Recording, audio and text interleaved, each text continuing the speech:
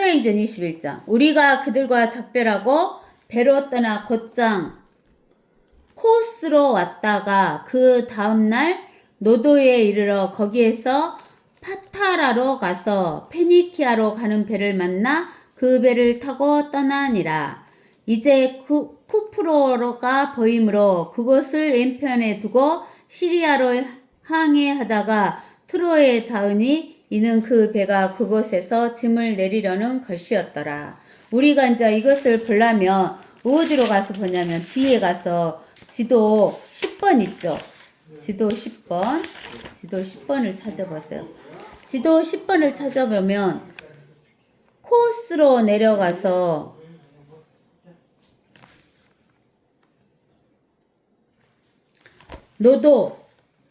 노도에 이르러 거기에서 파타라. 노도가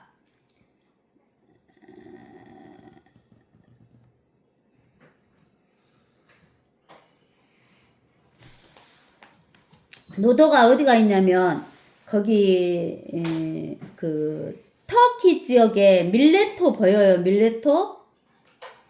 밀레토에서 쭉 내려오면 섬이 하나 있어요. 섬 있죠. 노도하고 보여요?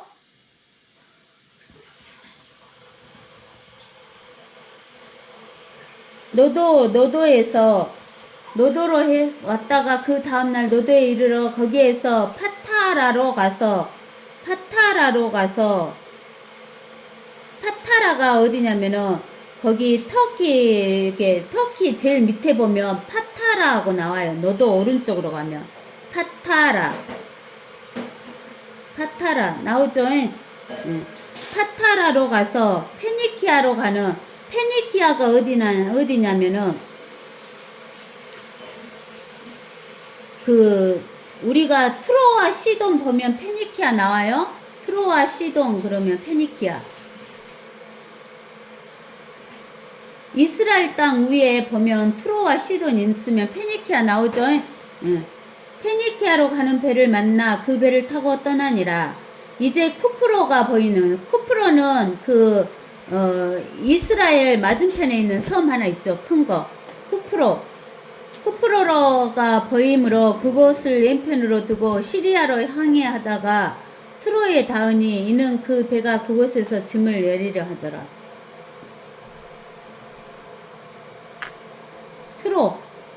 트로 보이죠? 트로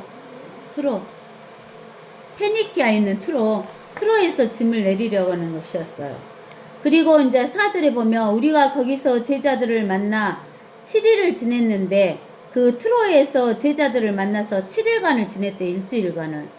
그들이 성령으로 바울에게 말하기를 예루살렘에 올라가지 말라고 하더라. 즉 요 트로에 있는 성도들이 바울에게 예루살렘에 올라가지 말라고 하는 거예요. 그 날들이 끝났을 때 우리가 출발하여 길을 떠나니 그들 모두가 부녀들과 아이들을 데리고 성읍 밖에까지 우리를 따라 나오니라. 그리하여 우리는 바닷가에서 무릎을 꿇고 기도하였더라. 트로에서 기도를 했대요. 그리고 나서 우리가 서로 작별한 후 우리는 배에 타고 그들은 다시 집으로 돌아가니라. 우리는 트로에서 시작한 항해를 마치고 프톨레마이아에 이르러서 형제들에게 문안하고 그들과 함께 하루를 지내니라.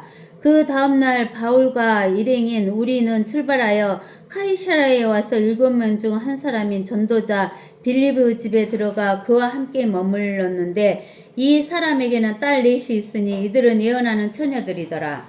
여기 보면은 프톨레마이오 나와요. 트로 밑에 프톨레마이아. 그 밑에 카이사라 보이죠? 이 카이사라에 가서 누구네 집에 들어갔냐면 빌립의 집에 들어갔어요. 그러면 우리가 사도행전에 우리가 보면은 사도행전 처음에 보면은 처음 몇 장에 보냐면은 그 6장 5절에 봐보세요. 사도행전 6장 5절에 보면 그 말이 온 무리를 기쁘게 하니라. 그리하여 그들이 믿음과 성령으로 충만한 사람 스테판과 빌립과 프로코로, 니카놀, 티몬, 파메나와 유대교로 개종한 안디옥 사람 니콜라오를 뽑아서 그러죠. 7 집사를 뽑았는데 스테판은 순교했죠. 그 다음에 빌립. 근데 그 빌립은 우리가 어디 보냐면 8장.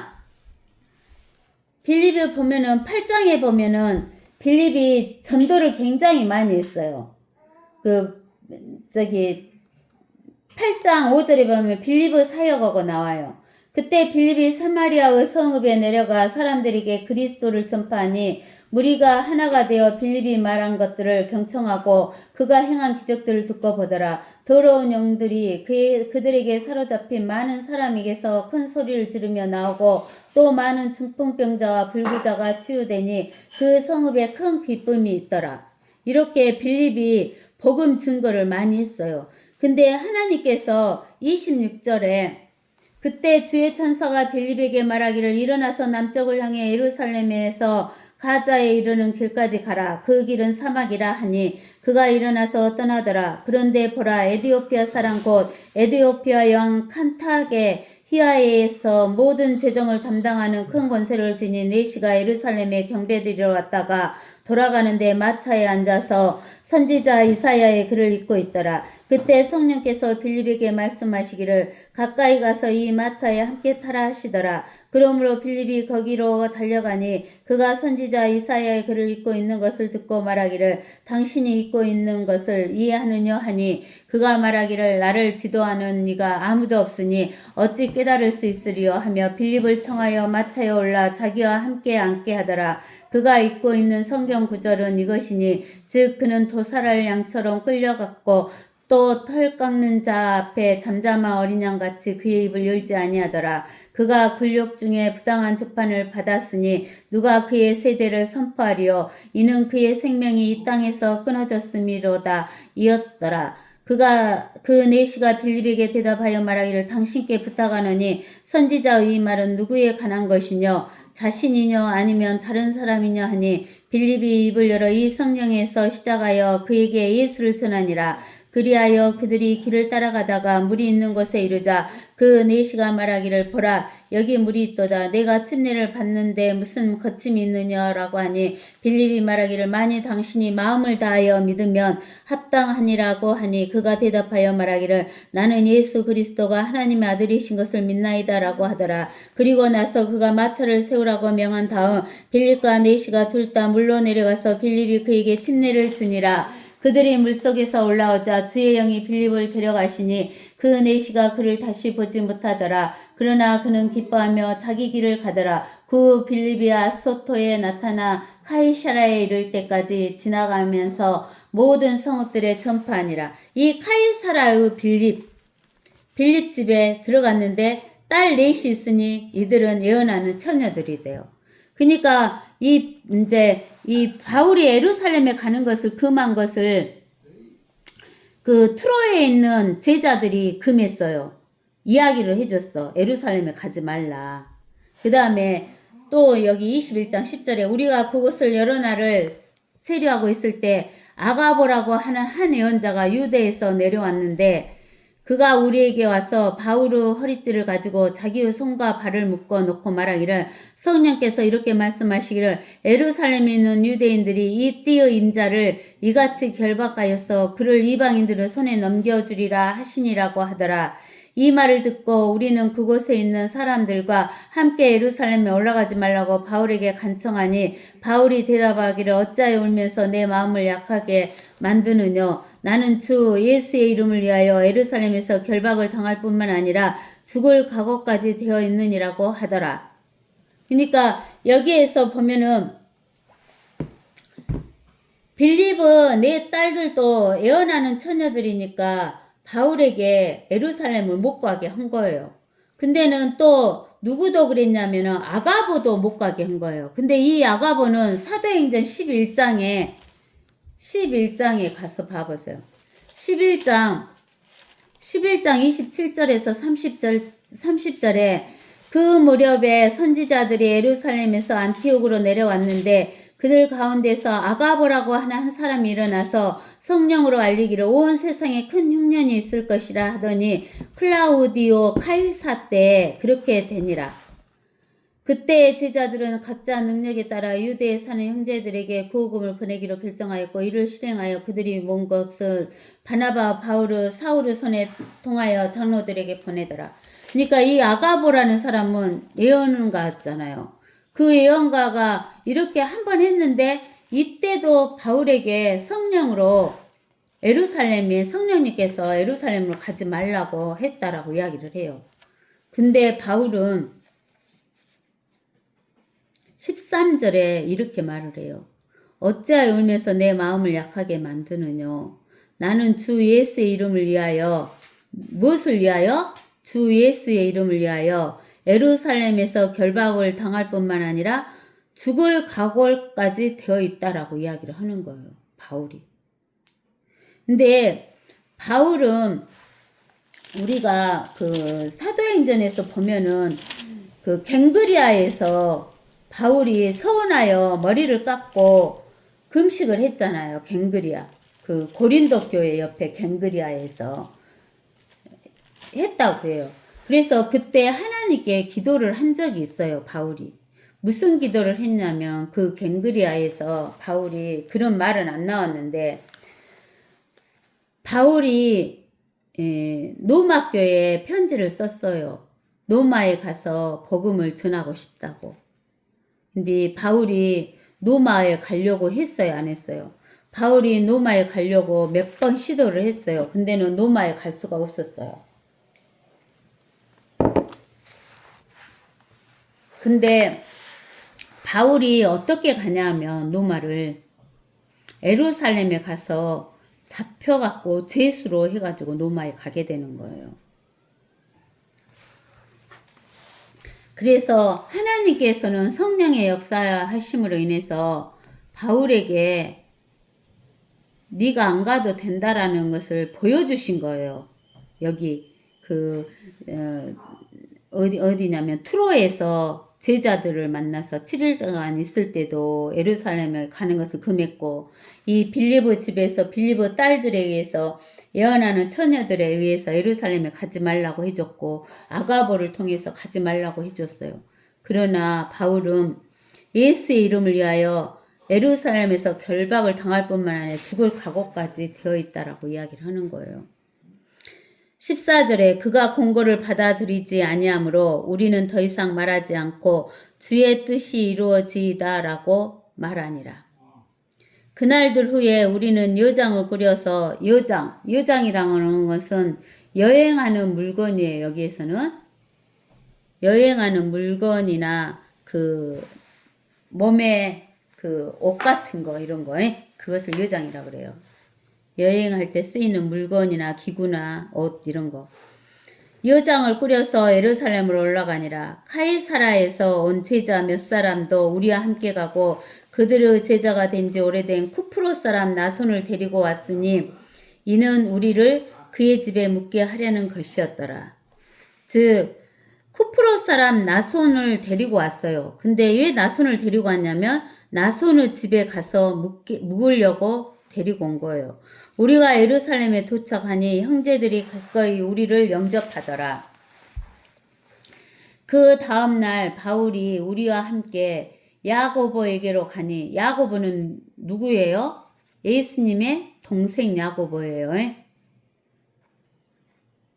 그 예수님의 제자 야고보, 요한의 형 야고보는 제일 먼저 순교했죠. 여기에서 야고보는 예수님의 동생 야고보예요. 모든 장로들이 모였더라. 바울이 그들에게 문안한 후에 그의 사역을 통하여 바울의 사역은 누구에게 사역하는 거예요? 첫 번째는 유대인, 그 다음에 정치가들, 권력자들, 그 다음에 세 번째는 이방인들에게. 그의 사역을 통하여 하나님께서 이방인들에게 행하신 일들을 일일이 설명하니 그들이 이 말을 듣고 주께 영광을 돌리더라. 그리고 바울에게 말하기를 형제여 그대도 알듯이 유대인들 중에 믿는 자들이 수만 명이 있으며 또 또 그들은 다 율법을 지키는데 열렬한 사람들이라. 그런데 그들이 그대에 관하여 듣는 바로는 그대가 바울이 이방인들 중에 있는 모든 유대인들에게 그들의 자손에게는 할례도 주지 말고 관례를 따라 행하지도 말라고 말하면서 모세를 저버리라고 가르친다고 하니, 그대가 왔다는 말을 들으며 무리가 몰려올 것이 불명한데 그때는 어떻게 하면 좋으리요?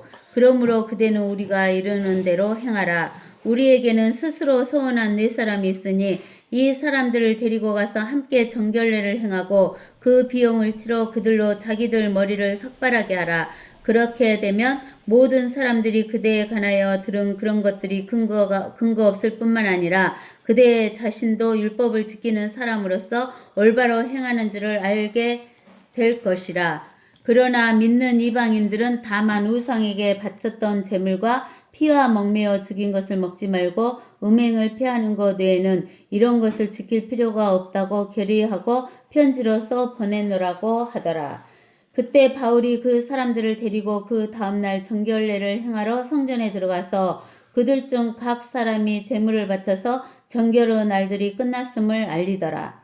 이 말은 뭔 말이냐면, 지금 성령에 의해서 바울이 그 예루살렘에 가면 그 잡혀갖고 간다라는 이야기를 하잖아요. 그러는데 지금 그 유대인들 중에서도 예수님을 믿는 사람들이 있고 믿지 않는 사람들이 있어요. 그러죠? 믿지 않는 사람들. 근데는 유대인들 중에서 믿지 않는 사람들이 누구를 잡아서 죽이려고 그래요?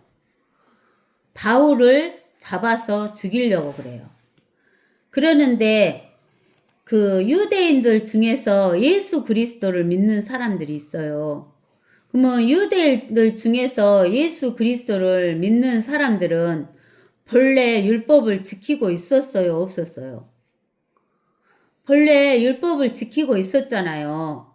율법을 지키고 있는 사람들은 몸에 그 율법을 지킨 것이 몸에 배어 있으니까 그러한 삶을 살까요? 안 살까요? 그러한 삶을 살아요. 근데 그러한 삶을 사는 사람들까지도 바울이 율법 안 지켜도 된다 이런 이야기를 한 적이 없어요. 그러는데 여기에서 말하면 뭐라고 하냐면, 그 믿는 유대인들은 할례도 주지 말고 관례를 따라 행하지도 말라고 말했다고 하면서 모세를 저버리라고 가르쳤다라고 이야기를 해요. 근데는 바울이 말한 것은 뭐냐면, 이방인들이 예수님을 믿으면 율법을 지켜야 한다라는 것을 하면 안 된다라는 이야기를 한 거예요. 그래서 사도행전 15장에 가서 보면은 그것에 대해서 야고보랑 베드로랑 의논을 많이 하고 나서 우리가 사도행전 15장에 가서 보면은 그게 나오죠. 사도행전 15장에 가서 보면 거기 20절하고 29절에 다만 그들에게 그를 보내어 우상을 더럽혀진 것과 음행과 목매어 죽인 것과 피를 삼가하자는 것이라. 곧 우상들에게 바친 제물과 피와 목매어 죽인 것과 음행을 삼가라는 것이라. 이와 같은 것들로부터 너희가 스스로 조심하면 잘되리라. 평안함을 비노라라고 했던 거예요. 그러는데 이 바울이 본래 유대인 사람한테까지도 할례를 받지 말라 이렇게 했다는 이야기가 아니다는 것을 보여주기 위해서 정결례를 행하라라는 이야기를 해주는 거예요. 그래서 그 4명이 결정한 정결례를 한 사람을 바울이 그 사람들을 데리고 그 다음날 정결례를 행하러 성전에 들어가서 그들 중 각 사람이 제물을 바쳐서 정결의 날들이 끝났음을 알리는 일을 하는 거예요. 바울이. 그 7일이 거의 끝날 무렵 아시아에서 온 유대인들이 성전에서 그를 보고 온 무리를 선동하여 그를 붙잡고서 어디에서 왔어요? 아시아. 아시아는 지금의 터키, 투리키아에서 온 유대인들이 즉 온 무리를 선동하여 바울을 붙잡고자 외치기를 이스라엘 사람들이여 도우라. 이 사람은 각처에서 백성과 율법과 이것을 거역하여 모든 사람에게 가르친 자인데 거기에다가 헬라인들까지, 헬라인들이라 그 말은 이방인이죠. 이방인들까지 성전으로 데려와서 이 성소를 더럽혔느니라고 하더라. 여기 정결례를 행한 사람은 이방인이에요, 유대인이에요? 유대인이잖아요. 근데는 이방인을 데려와서 더럽혔다라고 이야기를 하는 거예요. 이는 그들이 앞서 성읍에서 에베소 사람 트로피머가 바울과 함께 있는 것을 보았기에 바울이 그를 성전으로 데리고 온 줄로 짐작함이니라 그러는 거예요. 이 사도행전 20장 보세요. 20장 11절에 보면 저기 20장 4절에 보면 트로피머 나오죠. 아시아 사람 투기고와 트로피머 이렇게 그 트리피머가 그 성읍에서 에베소 사람 트로피머하고 바울이 있는 것을 보고 바울이 트로피머를 성전으로 데리고 온 줄로 짐작한 거예요. 이 트로피머하고 갔어요, 안 갔어요? 안 들어갔잖아요. 온 소금이 소도가니 사람들이 몰려와서 바울을 붙들어 성전 밖으로 끌어내니 즉시 문이 닫히더라. 한편 그들이 그를 죽이려고 바울을 죽이려고 할 무렵 온 예루살렘에 소요가 일어났다는 소문이 군대의 사령관에게 들리니 그가 즉시 병사들과 백부장들을 대동하고 그들에게 달려오니 그들이 사령관과 병사들을 보고 바울을 치던 것을 그치더라. 그러자 사령관이 가까이 다가와서 바울을 잡아 두 쇠사슬로 결박하라고 명령하고 그가 누구며 무슨 일을 하였는지 묻더라. 바울이 누구며 무슨 일을 하였는지 묻는 거예요. 소요가 일어났으니까. 그러자 무리 가운데서 어떤 사람들은 이 말을 또 다른 사람들은 저 말을 에쳐대니 그 사령관이 소동 때문에 그 실상을 알 수가 없으므로 그를 병영으로 데려가라고 명령하니라. 바울이 계단에 다다르자 무리의 폭력 때문에 병사들이 그를 떼매게 되었으니 이는 백성의 무리가 그를 처단하라고 외치며 그 뒤를 따라갔기 때문이더라. 병영 안으로 데리고 들어가려 하고 할 때 바울이 사령관에게 말하기를 내가 당신께 말을 해도 되겠느냐 라고 하니 그가 말하기를 당신이 헬라어를 할 줄 아는가? 헬라어는 그리스어. 그렇다면 근간에 소위를 일으켜 4,000명의 자객들을 광야로 데리고 간 그 이집트인이 아니냐 하니 그때 바울이 말하기를 나는 킬리키아의 한 성읍 타소 출신의 유대인이며 그리 작지 않은 성읍의 시민이라 간청하노니 사람들에게 말하는 것을 허락하라고 하니 그가 허락한지라 바울이 계단 위에서 백성에게 손짓하니 아주 조용해진지라 그가 히브리어로 그들에게 말하여 이르기를 그러면서 이제 22장에서 바울이 이야기하는 것을 나와요. 이렇게 해서 이제 바울이 예루살렘에 가서 잡힌 것이 나와요.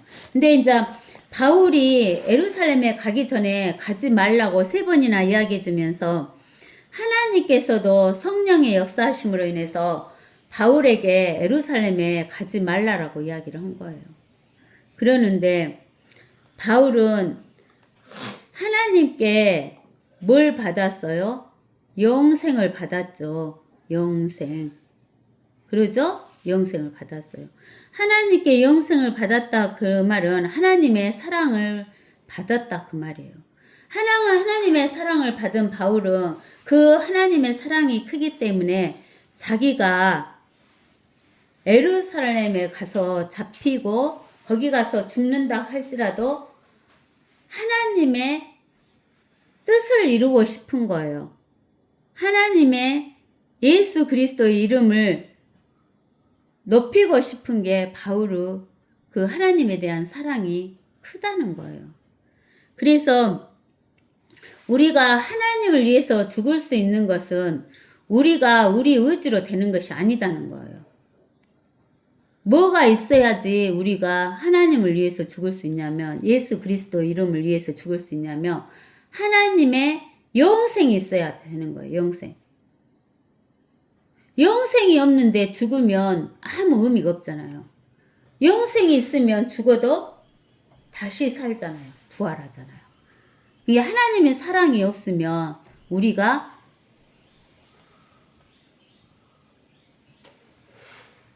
하나님을 위해서 죽을 수가 없는 거예요. 우리의 힘으로 죽는 게 아니에요. 하나님의 사랑으로 죽는 거지. 그래서 하나님의 사랑으로 인해서 죽을 각오까지 되어져 있다는 거예요. 사도 바울이. 그러면서 이제 그 바울이 이렇게 죽을 각오까지 했다 하니까 14절에 뭐라고 하냐면 주의 뜻이 이루어지다라고 하고 성도들이 보내는 거예요. 주의 뜻이 이루어지다. 그러면 주의 뜻은 무엇이냐?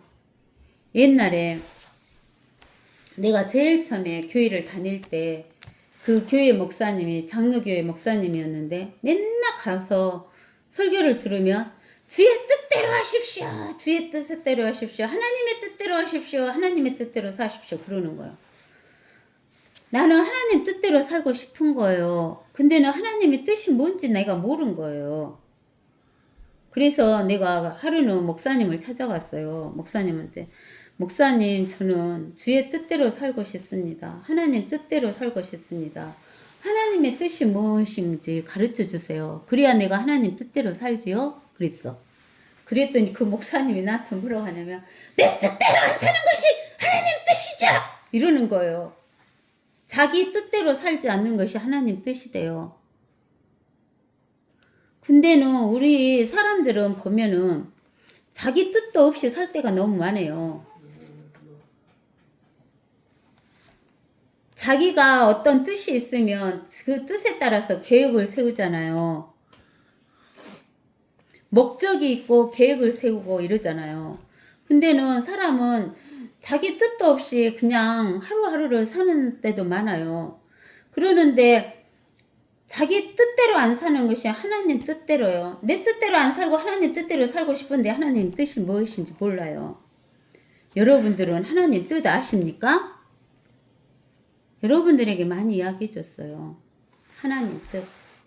하나님은 창세기 1장 1절을 보면 하나님께서 뭐라고 말씀하셨냐면 태초에 하나님께서 하늘과 땅을 창조하셨느니라 라고 나와요.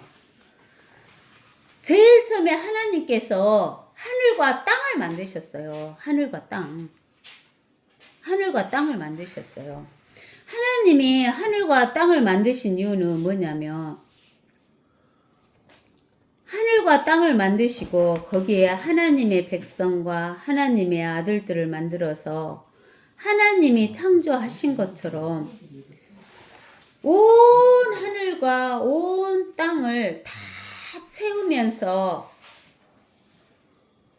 점점 이 우주가 얼마나 넓은지 우리는 모르는데 그곳에 채우고 또 채우고 태우고 또 채우면서 영원히 사시고 싶으신 거예요. 근데는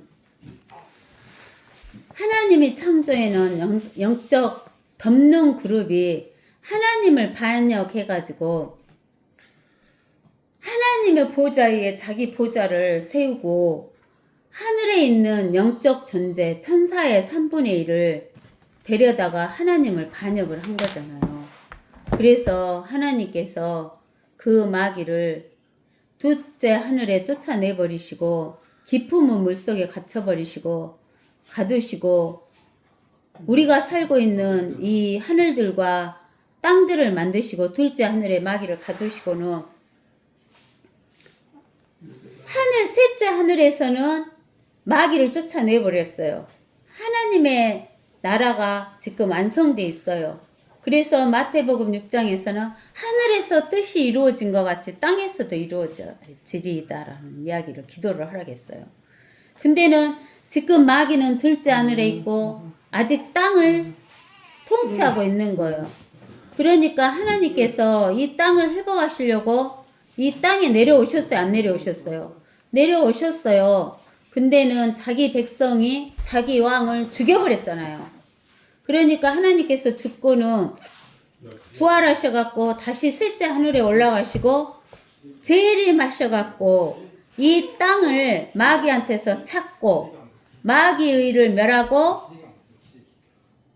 1000년 동안 안식하시면서 통치를 하신 다음에 마귀를 1000년 동안 가두어 놨다가 1000년이 끝난 뒤에 마귀를 불못에 던지고 백보자 심판이 끝난 뒤에 영원한 세계에 들어가서 하나님의 백성과 하나님의 자녀들이 하늘들과 땅들을 영원히 채우면서 영원히 사는 것이 하나님의 뜻이에요. 그것이 하나님의 큰 뜻이에요. 근데 그 하나님의 큰 뜻 가운데 작은 뜻들이 있어요. 그 작은 뜻들이 뭐냐면은 데살로니가 전서 5장. 데살로니가 전서 5장에 우리 하나님의 자녀들에게는 뭐라고 하냐면 이렇게 나와 있어요. 5장 1절에서 우리가 23절까지 읽어봅시다. 그러나 형제들아 그때와 시기에 관해서는 너희에게 쓸 필요가 없으니 이는 주의 날이 밤에 도둑같이 오리라는 것을 너희 자신이 정확히 알고 있기 때문이라. 주의 날이 뭔지 알죠? 아까 아침에 했으니까요. 그들이 평안하다 안전하다고 말할 때 아이벤 여인에게 진통이 오듯 갑작스런 멸망이 그들에게 임하리니 결코 피하지 못하리라. 그러나 형제들아 너희는 어두움에 있지 아니하니 그 날이 너희를 도둑같이 덮치지 못하리라. 너희는 모두 빛의 자녀들이며 낮의 자녀들이라. 우리는 밤이나 어두움 속에 속하지 아니하노라. 그러므로 우리는 다른 사람들과 같이 자지 말고 깨어있어 정신을 차리자. 이는 자는 자들은 밤에 자고 술 취하는 자들은 밤에 취하기 때문이라. 그러나 우리는 낮에 속하니 정신을 차리고 믿음과 사랑에 흉배를 붙이고 구원의 소망인 투구를 쓰자. 이는 하나님께서 우리가 진노를 받도록 정해 놓으신 것이 아니라 우리 주 예수 그리스도를 통하여 구원받게 하셨기 때문이라. 주께서 우리를 위하여 죽으심은 우리가 깨든지 자든지 주와 함께 살게 하시려는 것이라. 그러므로 너희가 행하고 있는 것처럼 서로 위로하고 서로를 세워주라. 형제들아 우리가 너희에게 간구하노니 너희 가운데서 수고하고 주 안에서 너희를 다스리며 훈계하는 사람들을 알아서 그들의 하는 일로 인하여 사랑으로 그들을 극진히 존경하라. 너희는 서로 화목하라. 형제들아 너희에게 공고하노니 무질서한 자들을 훈계하며 낙담한 자들을 위로하고 약한 자들을 붙들어주며 모든 사람들에게 오래 참으라. 주의하여 아무에게도 악으로 악을 갚지 말고 오히려 너희 자신들 가운데에서와 모든 사람들에게 선한 것을 항상 따르라. 항상 기뻐하라. 쉬지 말고 기도하라. 모든 일에 감사하라. 이것은 그리스도 예수 안에서 너희에 관한 하나님의 뜻이니라. 성령을 소멸하지 말라. 애원을 멸시치 말라. 모든 일을 시험하여 보고 선한 것을 붙잡으라. 악은 어떤 형태이든지 피하라. 화평의 하나님 바로 그분께서 너희를 온전히 거룩하게 하시고 너희 온 영과 혼과 몸이 우리 주 예수 그리스도께서 오실 때까지 책망할 것이 없게 보존되기를 하나님께 기도하노라. 즉 우리가 하나님의 이제 뜻을 아시겠죠? 하나님의 뜻은 하늘과 땅에 어째요? 하나님의 백성과 하나님의 자녀들이 다 채우고 넓히고 그렇게 살기를 원하시는 것이 하나님의 뜻이시면서 우리가 지금 현재 살고 있는 것을 항상 기뻐하고 쉬지 말고 기도하고 모든 일에 감사하면서 어쩌냐면 우리의 영과 혼과 몸을 우리 주 예수 그리스도가 오실 때까지 책망하셨게 보존되는 것. 이것이 하나님의 뜻이에요. 아시겠어요? 그래서 이 뜻을 위해서 바울이 하나님의 이름을 높이기 위해서 자기는 이 하나님의 뜻을 이루기 위해서 어디에 가서 복음을 전하기를 원했어요? 로마에 가서 원했기 때문에 그 하나님의 사랑에 의해서 하나님의 뜻이 이루어지기를 바란 거예요. 그래서 자기가 목숨까지도 내놓을 각오를 할 수 있었다는 것을 이야기하는 거예요. 아시겠죠? 오늘 여기까지 하겠습니다.